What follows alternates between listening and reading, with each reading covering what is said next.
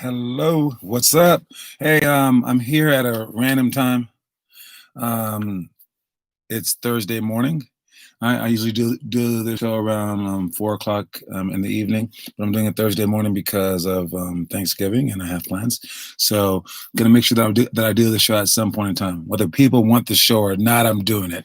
All right, but again, it's just a goal of mine, and I think that that comes back to like what just everything that we've been talking about. So basketball is an enormous goal of mine. It's an enormous passion of mine, and and I truly like see basketball as a part of life. Like I mean, like in the metaphors and the analogies and everything like that. So every time that Thanksgiving comes around, people are like, "What are you thankful for?" I'm thankful for basketball existing, basically. Okay. And I know that it's just a sport, but like I've said before, countless times, is that everything is just whatever. I mean, nothing is really that serious in life, to me at least, because I mean, unless it's family, um, education, kind of, um, like doctors, stuff like that, like people living, like make sure that people eat. That stuff is serious. Um, Trying to stop war, that stuff is serious. And like literally everything else in life is not very serious. Even things like money. It's not serious at all. It's silly. It's like playing Monopoly. It's fake money to make society go. And it creates a lot. It's very, very nice, but it's not that serious. I mean, in the end, you could just rip the dollar up. It doesn't really matter. All right. But so to me, all those things are games. And just like you can't just rip up the dollar because people think that that dollar means more and it'll hurt those people who believe in that dollar. I think the same thing of basketball. So I consider basketball along those lines, as serious as every other thing in life. And I take it that seriously. And if you do too, um, and you love this sport, I mean, it'll pay you back. All right. Because, you know, like you can try hard at anything else in life and you may not receive anything back. Like you can like work really, really hard as a janitor or a secretary or like, I don't know, a doctor or whatever. Maybe not a doctor, but like anything. And you may not feel fulfilled because you're just like pushing paper. All right. But for basketball, I mean, it's like you get to see your progression and you get to like feel what it's like to improve at something in life, and it's a very, very unique thing if you get to a high enough level. So it just really, really fulfills me in every regard. So when I think I'm thankful for that, but I'm also thankful for the things like I told you guys yesterday. I'm thankful for the things that I don't have. All the things that I didn't have growing up, I'm thankful for those things. And they were actually very, very few because my mom gave everything to me. But things that I didn't have, like we didn't have a house when I was growing up. We had apartments, and I'm thankful for that because I don't know, it gave us something to like look forward to, as opposed to like being given everything on day one. Um, Not being like extremely rich, it probably made me a little bit harder, so that I can withstand like injuries in basketball. I'm not like a soft kid. So I'm thankful for the things that I have and thankful for the things that I do not have. So that's that. Quote of the day is failure cannot cope with persistence. All right. Those two words, failure and persistence, and cope. Three words that are hard. I think you guys have cannot and with. So failure cannot cope with persistence. Failure are the things in life that, like losses, like injuries or whatever, like times that you feel like you've sucked. Right? Those things can't cope. Cope is just like those things can't handle. Those things are going to go away. Uh, with the introduction of persistence, and persistence is just continual effort. Just go, go, go, go. And as cute as that quote is, I think that it's actually true. If you keep going, I mean, you're bound to win the lottery sooner or later. Period. I mean, like, dang, you just keep trying. Just keep going, keep going, keep going, keep going. There's actually for the lottery, there's this thing where some really rich companies, if the lottery is like four numbers or less and for a certain price and the winning is for a certain amount, they will buy every combination of ticket. because if there's only if the ticket costs $1 and there's only a million different possibilities and the prize is more than $1 million, they just buy every possibility and then they just win.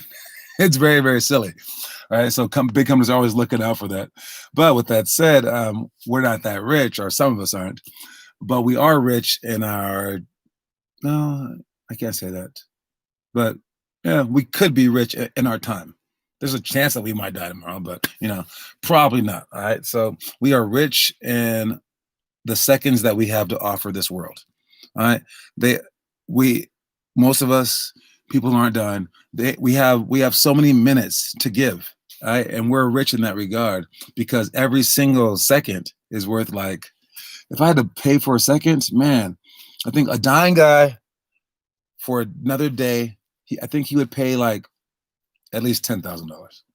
So every day is worth $10,000. All right. You have millions left.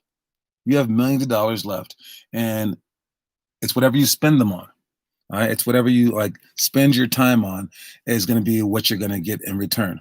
All right. So if you have failure, you can buy your way out. All right. If you can't do something, just spend a lot of time on it and you'll be able to do it.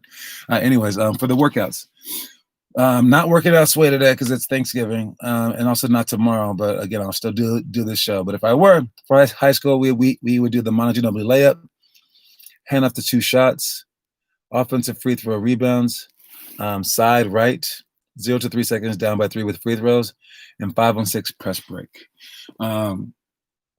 So for the show that I want to do in the future, I'm thinking when I go through those list of things, I don't want to talk about each and every single one of them. One, because they're going to repeat soon. All right. And then 2, because that show will be long and boring. And I get that. Okay. So we're going to spend the majority of our time talking about like random things, I think. All right. But when I do mention these things, I'm thinking no matter what, I will take one of the 6 drills and we will show the video for it. All right. And so I guess I can start doing that. And I should have these videos already rolled up. But for the monoginobili layup, I guess I can show you guys that video right there. All right. So we have all our videos on Limitless Hoops.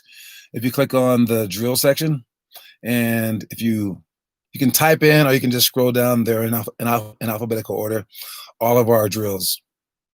All right. And then for monoginobili layup, we have Blake teaching it to us.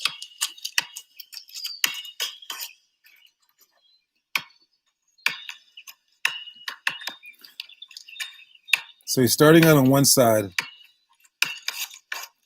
and he's scoring on the other side. I would say that's not the greatest monoginobili layup, but it's pretty good. It's okay. He's driving toward the middle, hitting with that foot, with the same foot, and then scoring with the opposite way.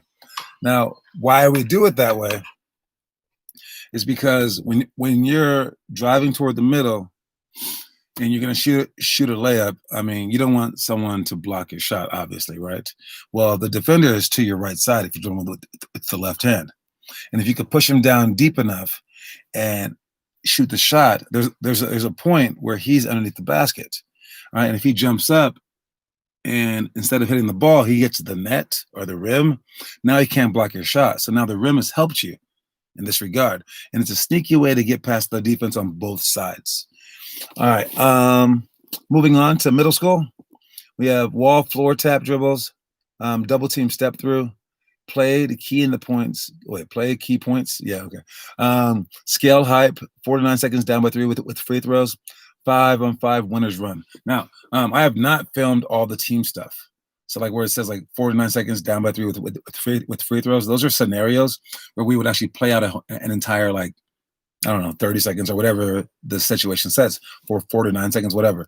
And we would get used to that stuff. And we would actually play with time on the clock and like teams out there in jerseys and stuff like that, so that when those moments happen during the games, we're more used to it. So I know like a few of these, it seems like we're doing it over and over and over again, but that's what you need to do. So it repeats every 8 weeks.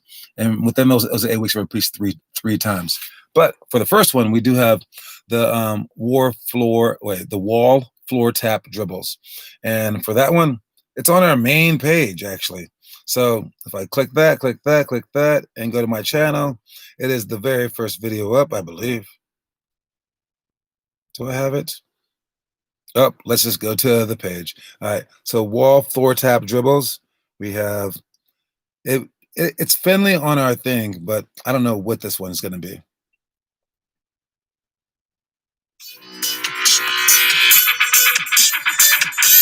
Oh, it's still Finley. So you go like that in between, and then you're tapping the floor. That's Ian on the left. Tap, tap. And now you're going to tap the wall.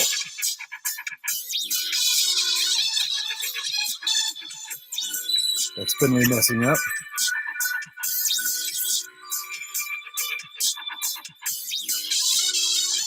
And then after that, you're going to tap both.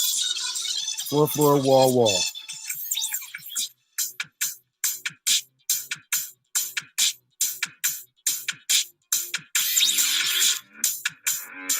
Then you switch legs.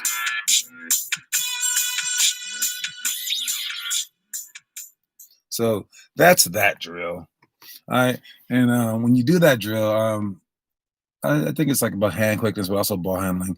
It's kind of like the drill where people add the tennis ball and stuff like that, because you have to like think of multiple things while you're dribbling, and it just cues the mind end on figuring out where the ball is while you're dribbling, so you don't have to think about it. So you can think about the offense, think about the defender guarding you. All right, so that dribbling is more of like an automatic thing than purposeful thing, I suppose.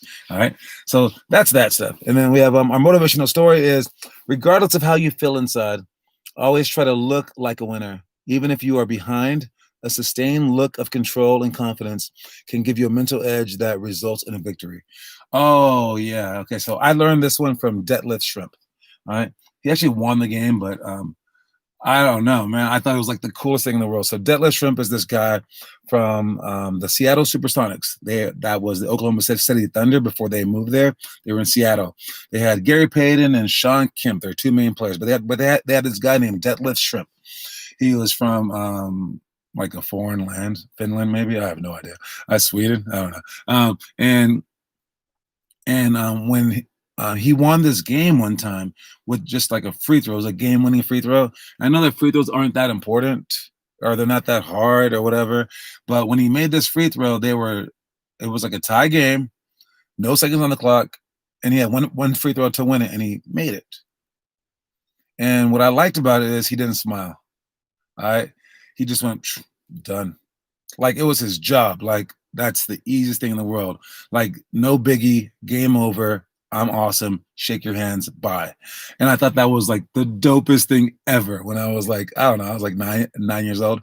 And so whenever I made shots like that were big time, I tried to like not look like I was like stunned. So I would always practice trick shots. And if they ever went in, I would just keep a straight face.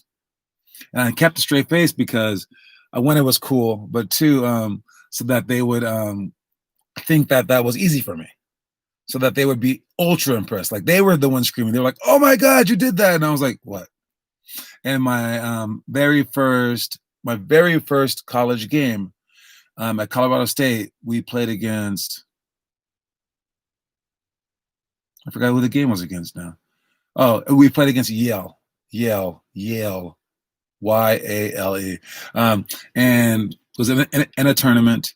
And I got the ball with like 2 seconds left on the free throw line, and I dribbled toward half court. It was in the first half, and I threw it up from half court, and it went in. And I had just come off from being player of the year like 3 straight years. Like I don't know, like I thought I was like really good, so like I really didn't think that it was that big a deal. So it went in, and I just like ran into the locker room with all my teammates, and then we're all sitting there waiting for our coaches to come in, and I'm just like, yeah, let's go, come on. And everyone is just looking at me, and then this one guy goes, "Yo, can you smile or something? You just hit a half court shot. That's dope." And I was like, oh yeah. And like, I think I was playing it off to be cool, but also like I was used to making shots like that. So I think when you visualize yourself being great, and you can always just like pretend that you're a winner, that will eventually just be who you are. All right. Like I'm a winner. That's what I do. All right. It's just how it is. All right. Anyway, let's go with the last ones. We have layups, sideline to bounce for shots, zone flex screens, don't cross half court on traps, 0 to 3 seconds down by three with free throws, 5-on-5, Nash then dash. So now this is our elementary one. We're going to be keying off the elementary one. And whenever I mention the other ones, we just talk about them real quick, show one video. But for this one, I would want to talk about it in depth. So basically, like if you have a question on the other ones, then I'll stop and I'll show more videos. But if you don't, I will only be showing videos for the elementary. And we'll go through and show video after video after video. But like I said before, I don't have the videos, all of them for all the Tuesday, Thursday stuff. I have the videos for the Monday, Wednesday, Friday stuff. But we haven't filmed all the team stuff, mostly because our teams aren't good enough to do it. I have to be truthful. Every single time it's me teaching them, and mostly that's because the kids don't show up as often. Only some kids come, and the kids that come, they forget it. All right, because they're kids, it happens, and they're not the greatest players in the world, but especially when we have new players come, it's like we have to rewind each time, rewind, and you can't really force kids to come all the time because basketball's not their thing, but maybe one day that will change. So we don't have the videos, but I can talk about it though. So for layups, that's just our layup lines. Every drill that starts on Thursday, every first drill of the day, we do something that we would do during layup lines at the beginning of the games. And that one's on a rotation too. It's like 12 different things, I think. And during the actual games, we would switch between all 12 of those things. So we would do like each one for like a minute, just so our team can like go through all the warm-up stuff. But for the beginning of actual practice, we practice with just one of those things so that we can perfect it. And this thing is just layups. All right. And it's dribbling in, dribble, hold the ball with two hands, extended layups. Just like James Harden. You don't want to take the ball and slide it over to shoot a layup because they might steal it when it's on this side. You don't want to lower the ball too low. You want to keep the ball high. So when you dribble in, immediately after your last step, I call it a zero step. You dribble with the right hand, step with the left foot, and then you immediately put the ball up in two hands, even before your next foot steps, and then you take two long steps with the ball here and extended. And then you want to shoot the ball from this position, not like that. All right. And practicing that layup will enable you to get past your defenders, will enable you to make passes off of layups, will enable you to not get the ball ripped. All right. There's many, many positives to that. All right. Sideline out of bounds for shots. All right. So this is our sideline out of bounds play. You could do anything for sideline out of bounds play, but the way that we do it is we put people in a box set, and the top person screens away, the bottom person stands still and screens, and the two opposite people will come for shots. All right, and then the other two will look for their shot as well. But in this particular thing, we have a person taking the ball out of bounds with two balls. Okay, and he gets to make two choices as those people come off. So he's going to go like they'll go break, and then they will screen away, pass with his right hand, pass with his left hand. Then there'll be two more balls at his feet. He'll pick those up and pass it to the two remaining people. And then we rotate and do it again. All right. And it's a very rote thing where you're just like repetitively going through the motions. But that's so that when we do actual sideline out of bounds, that one, we know where we're going. All right. So we aren't surprised. Two, not only do you know where you're going, you know every single position because we're rotating. And then three, you've practiced the shot from that position a lot of times. So that's why we go through this. So it's a sneaky way to get a whole bunch of shots up while learning a play. Zone flex screens. For zone flex screens, oh man, I wish we had that on film. That's actually a really, really good one. Let me just check. I don't think we do. No, we do not. All right. But zone flex screens, on a flex cut is when the guy from the corner sprints to the basket and the guy on the block sets a pick for him. All right. And it's a weird cut because it's like all along the baseline. What you have to do when you're playing help side, because the ball is on the opposite side of the court, you can't be in the middle of the court anymore. Help side is usually with you in the middle of the court. That's why this is tricky. If you're in the middle of the court, now the guy on the block gets to screen in for you, and then they can swing the ball, and then boom, your man has a 3-pointer. But you also can't be guarding your man either. You can't be on the opposite side of the block guy because now he can back pick you, and now they have a layup, and that's the flex screen. So what you have to do is you have to straddle the defender, and you straddle the defender by being right over the defender right over the offensive player wherever he is. If you're a defender, you have to straddle the offensive player who's on the block to guard your man, so you can guard him on both sides. And as that screener moves, you move with them.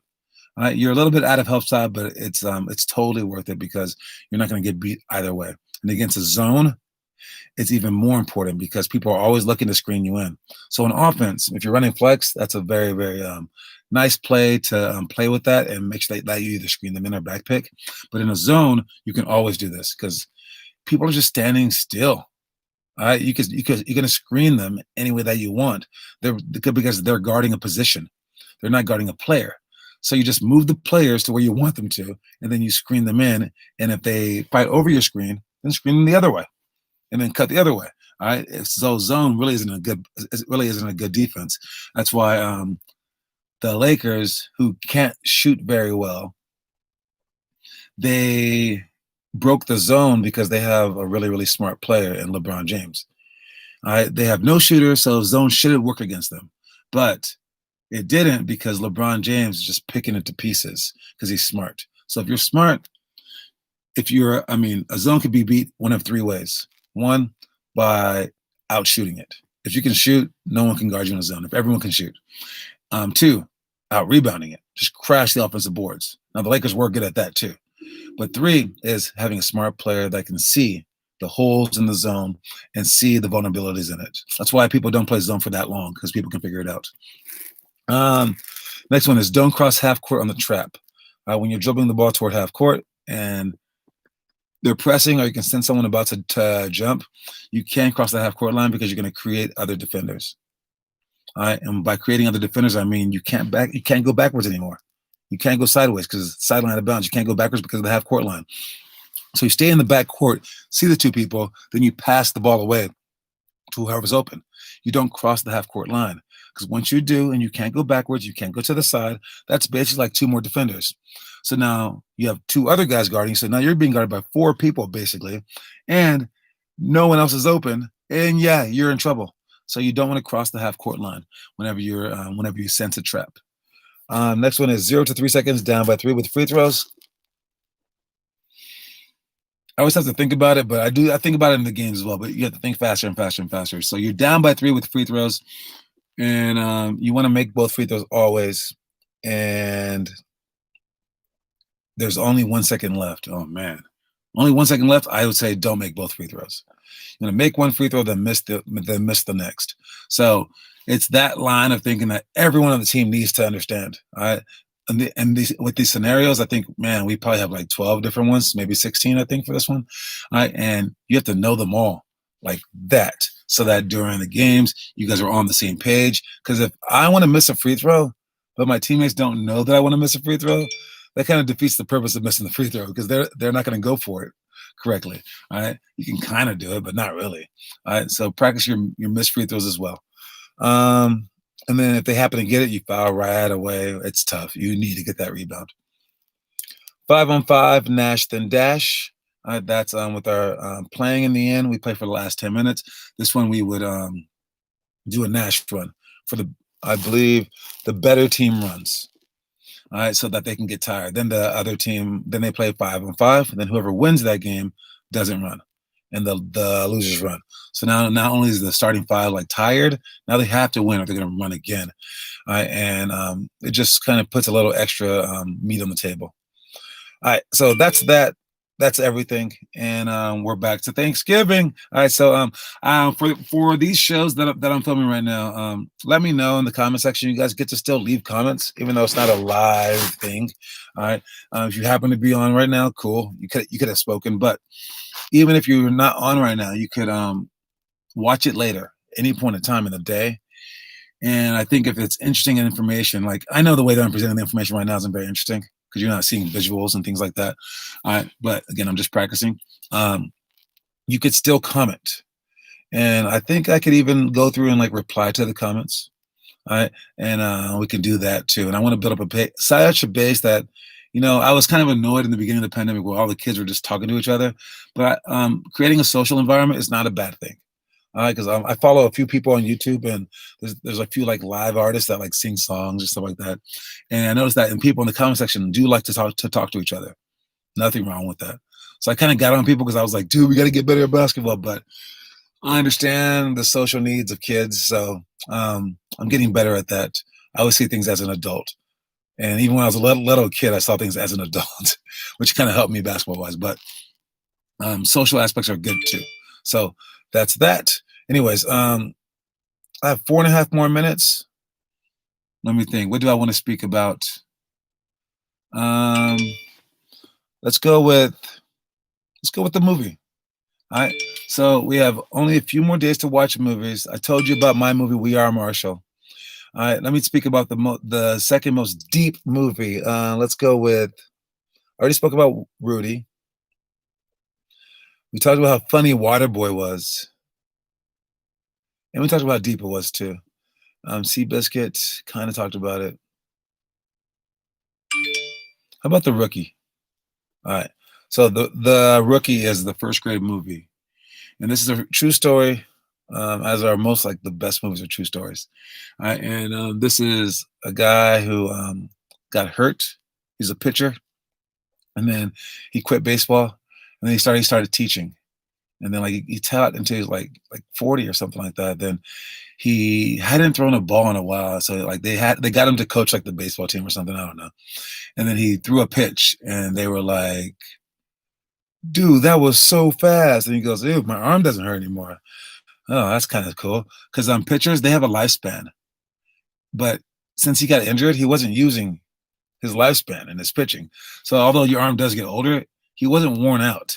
So he threw the ball really, really hard. And he's like, "Oh, I bet you it wasn't that hard." But then he pitched it one time, and I guess like he thought it wasn't that hard. And he pitched it with like this like radar gun, I guess, and like on the street, like the ones that cars used to pass by, just to see how fast they're going, so cops can pull you over. And he threw the pitch, and it said like 70 miles an hour, and he's like, "Oh, okay, it's not that fast." And he turns around, and then like the light was like out, so it starts lighting up, and it was actually 90 miles an hour, but he didn't see it. So then the next day, he just like starts like pitching for his team again, and they're like, "Dude, you're throwing 90," and he's like, "I am," and he wound up. And he ended up being a pitcher on the Arizona Diamondbacks, I think it was. And he got. Did he win Rookie of the Year? I don't even know, but he did extremely well in the major leagues, and he pitched for a few years. So he was the oldest rookie to ever play, or second oldest behind Satchel Paige. This rookie. So the Rookie is about basically a story of a guy that thought that his time had passed, but he got a second chance. And for you guys, I want you to realize how special that is, because he didn't get his first chance. He felt like he didn't get his first chance, and like he's kind of regretted it his whole life. And our problem as like a nation, our problem as people, our problem as human beings is that we don't. Is that sorry? I keep getting messages. Is that it's from the NBA? Shut up, NBA. All right. Our problem as human beings is that we regret things after the fact instead of regretting them before. All right. And what I mean by that is, you know that you're going to regret not trying your hardest. You've seen the movies, you've heard me talk, you've heard your parents. Like maybe you don't quite know, but you should know. If you don't try your hardest, you're going to regret it. So if you knew that, you should regret that before you don't try your hardest. And then try your hardest. And the way that I saw that when I was growing up, every game, starting in high school, I would think of myself playing in that game, losing the game, doing really, really bad, not trying my hardest. And then I really thought this. And then like a magical person comes to me and says, "John, do you want a second chance?" Just like Scrooge and the Christmas story. "You want a second chance? I have a time machine. You can go back and try again, but you have no memories of this moment." And I was like, "Yes, give it to me." And then boom, sends me back. And then boom, now I'm there again. And it's before the game started. And I felt like this is my second chance. And I know that there's an alternate universe out there somewhere where I lost and I didn't try my hardest. And I have that in my mind. And that's how I go into most things. Like, this is my second chance, and I need to take full advantage of it. So see this as your second chance, even though it's just your first, and regret it before it happens, and go out and get it. Anyways, happy Thanksgiving, you guys. Thanks for tuning in, and I will figure out tomorrow. I don't know what I'm going to do for tomorrow, but maybe I have to do like a early one or a late one. I have no idea, but I will definitely film at some point in time. All right. Peace, y'all.